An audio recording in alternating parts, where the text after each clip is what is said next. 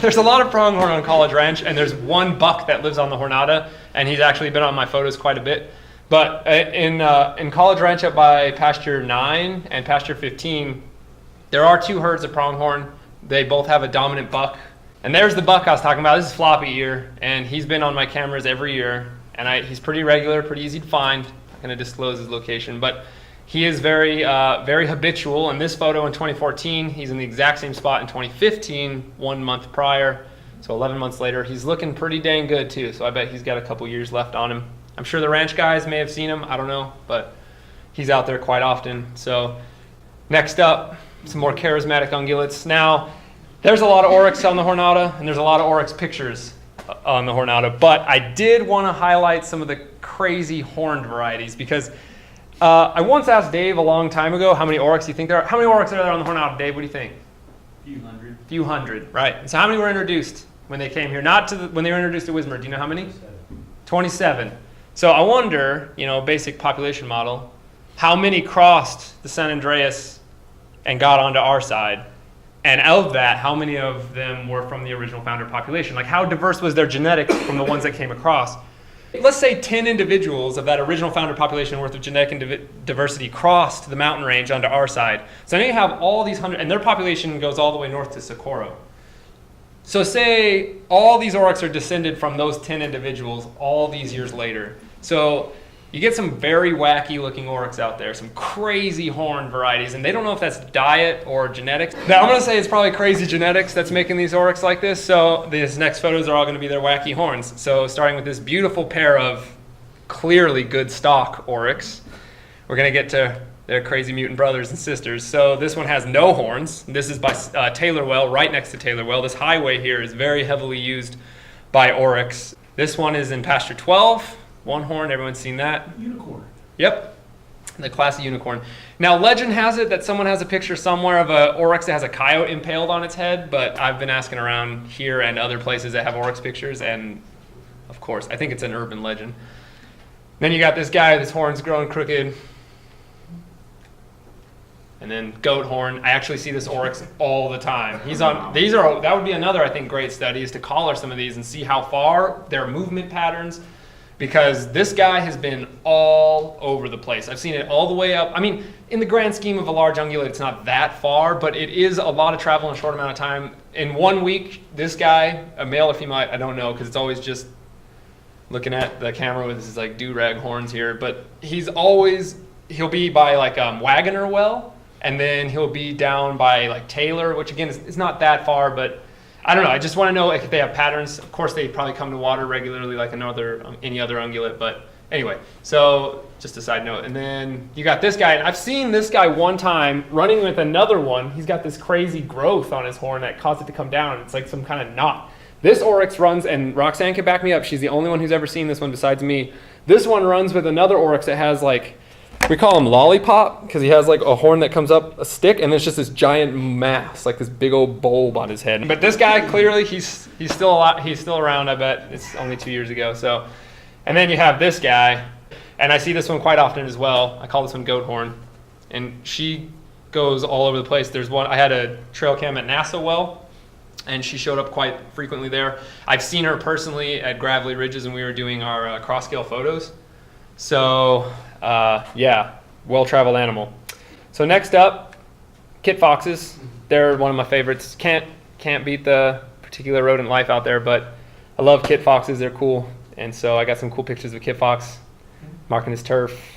Now, okay, this kit fox, when I saw this picture, I was like, weird, what's he doing? Right there at his feet is a ripped ear off, injured cottontail.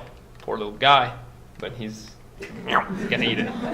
So I just think that's pretty awesome there. Yeah, and what are the odds? What are the odds that this kit fox just carried this injured rabbit right in the middle of my frame? I swear this guy just wants to show how cool he is because they have an incredibly low success rate while hunting. So he just wants to show off. So on a side note, I have found a kit fox den with a mated pair of kit foxes. So maybe later on this year I'll have a Friday Bytes with their whole happenings. Right now they're kind of flirting. So hopefully we'll get to see some puppies.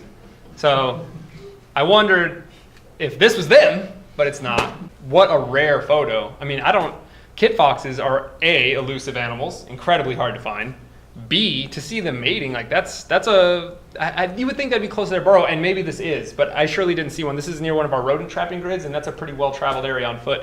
But the quality of photo, a lot of these photos, when I saw them, they're just either A, jaw-dropping, or B, just amazing. You just can't believe the way that trail cams can open up wildlife research has just never been available to people before. You would have to be sitting out here, months, nonstop. So, I just think it's really awesome data you can get out of this. So there are badgers, and the trail cam footage, and what Bob was also pretty excited about, the trail cam footage shows that badgers are all over the Jornada, and they're in places that you really wouldn't expect a very slow-moving carnivore to be. A lot of this habitat you would think favors like a cursorial predator, like a coyote, but in fact, badgers are found in some pretty rough and nasty mesquite scrub that is pretty much devoid of all life, definitely devoid of water. So they're getting almost all their hydration from the blood and fluid of their prey, which is incredibly metal, but also awesome. So badgers in some, I just wanted to put some pictures of badgers in some really marginal habitats. I thought that was just really awesome. And he's doing very well. This is late in the summer, big old fatty, just rocking. So, and then this next one is a little baby badger, and this is in much better habitat. Now, I do have a bunch of photos of this. This is a baby badger, and I have one photo of it hanging out with its mom and its dad, I'm assuming, and they're digging on this speck mound. This is right on the edge of a speck mound. And then I got some of birds. This is the water right next to Southwell. Right across the fence from Southwell, you can see the cattle guard there in the back over there. And so these doves, this is just an incredible hotspot for these doves, and some of the pictures are just too cool. I couldn't pass them up. These, and mid-flight, I can't believe the trail cams have such fast shutter speed to get these animals moving so quickly, because it is pretty strange. You'll see some data later on that the cameras are not sometimes, again, all their settings are set the exact same. I made sure of that. Some of them, if the camera's looking here and you wave your hand in front of it, it'll only get the very end of your hand wave. But some of them are incredibly sensitive in where you'll run your hand in front and they'll bam, get right in the middle perfectly. And some of these birds, I don't know what happened here, but they're, just incredible shutter speed and great timing. And there's a couple thousand photos of these birds. That was some interesting sorting. So there's a hawk. I have about 40 pictures of this hawk, but this is one of my favorites only because you can also see a ranch guy driving in the background with his truck right by, and that hawk is checking him out. So, all right. Nice turkey vulture. This is NASA well here. What was really fun to watch these camera photos here on this dead deer was that the interspecific competition between vultures and ravens is intense. And vultures are incredibly possessive of the kill. And so when a vulture comes in, I got tons of pictures of them, they'll just raise their wings up huge and flap their wings to drive these ravens back. There is a photo of a turkey vulture landing, and then he flaps his wings massively and drives you can see all the ravens fly off, and he climbs up on the kill and does this, where they just really display aggressively.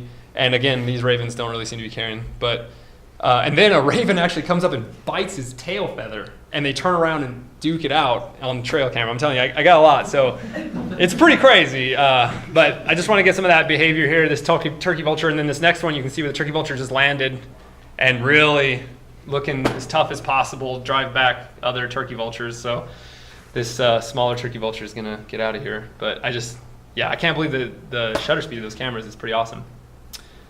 Next up, can't have a Jornada talk without a Dipodomys spectabilis, banner-tailed kangaroo rat, coolest desert mammal out there. They're pretty awesome. Love them to death. And it's really, believe it or not, hard to get a great photo of a kangaroo rat. They move very quickly. I was looking at some survivorship data of a kangaroo rat, because we're all nerds here, I'm gonna throw in some science. These guys have a 98% death rate in their first year. So that is a really rough life. Well, maybe not spec. This is Miriam's kangaroo rats and Ord's kangaroo rats. 98% mortality rate in their first year. So that is a really rough life. And then it's 50% mortality every year after that. And you're basically never going to make it to 3 years. We did catch one kangaroo rat one time. That was from 2 years prior.